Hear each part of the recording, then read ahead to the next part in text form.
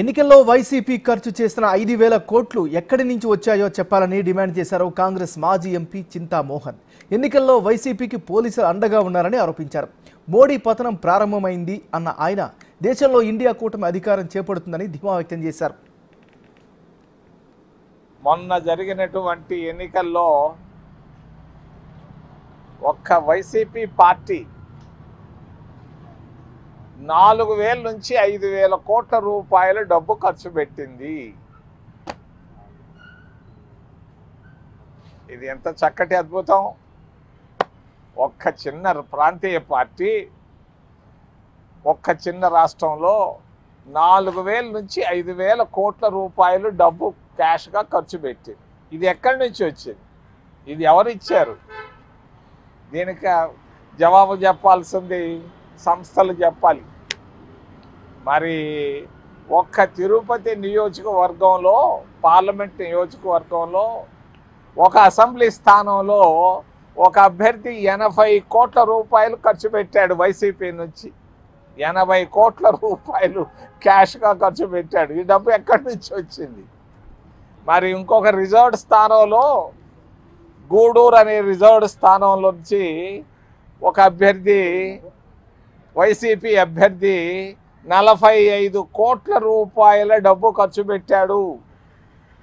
మరి ఈ డబ్బుని ఒక పోలీస్ అధికారి ఒక హోటల్లో పెట్టుకొని డబ్బుని డిస్ట్రిబ్యూట్ చేశాడు. అంటే ఇక్కడ అన్నీ తెలిసి కూడా అన్ని వ్యవస్థలు విఫలమవుతున్నాయి. ఎలక్షన్ కమిషన్ పూర్తిగా బలహీనపడిపోతా ఉంది. పోలీసు వ్యవస్థ కూడా దొంగలను పట్టుకోవాల్సినటువంటి పోలీసులు వాళ్ళే దొంగతనాలు చేస్తుంటే ఇక పోలీసు వ్యవస్థను గురించి చెప్పాల్సిన అవసరం ఏముంది?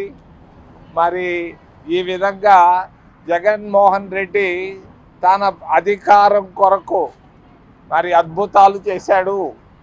మరి ఈ 4,000 5,000 కోట్ల రూపాయల డబ్బు ఎలా తీసుకొచ్చాడు ఎలక్షన్లోకి? ఇది చాలా ఆయనకు నిజంగా ఒక మంచి పద్మశ్రీ అవార్డు, పద్మవిభూషణ్ అవార్డు ఇవ్వాలి. జాతీయ పార్టీ అయినటువంటి కాంగ్రెస్ పార్టీ కూడా భారతదేశం మొత్తంలో 5% కూడా ఖర్చు పెట్టలేకపోయింది, మొత్తం అంతా కలిసి. మరి ఈ విధంగా అధికారంలోకి వచ్చేదానికి అనేకమైన అక్రమాలు, అవినీతి చేసుకుంటూ వెళుతూ ఉంది. ముఖ్యంగా వైసీపీ పార్టీ వాళ్ళ పేపర్లో ఈరోజు నేను చూశాను, వాళ్ళు చెప్పారు మేము అధికారంలోకి వస్తున్నామని. చాలా విషయాలు తెలియదు చాలామందికి.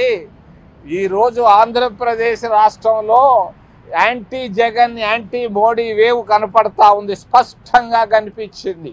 ఎవ్వరూ ఆయన ఇష్టపడటం లేదు. ఆంధ్రప్రదేశ్ రాష్ట్రంలో ఖచ్చితంగా జగన్మోహన్ రెడ్డి ఓడిపోవడం ఖాయం ఖాయం ఖాయం అని తెలియజేస్తూ మరి ఆయన్ని పెంచి పోషిస్తున్నటువంటి మహాగణుడు మోడీని గురించి కూడా, భారతీయ జనతా పార్టీని గురించి కూడా ఒక విషయాన్ని చెప్పదలుచుకున్నాను. మోడీ మరి ఆయన పతనం ప్రారంభమైంది. ఆయనకి ఎట్టి పరిస్థితుల్లో 150 సీట్ల కంటే ఒక్క సీటు కూడా ఎక్కువగా రాదు. కాంగ్రెస్ పార్టీ అధికారంలోకి రావడం ఖాయం. కాంగ్రెస్ పార్టీ ప్రభుత్వాన్ని ఏర్పాటు చేయడం కూడా ఖాయం.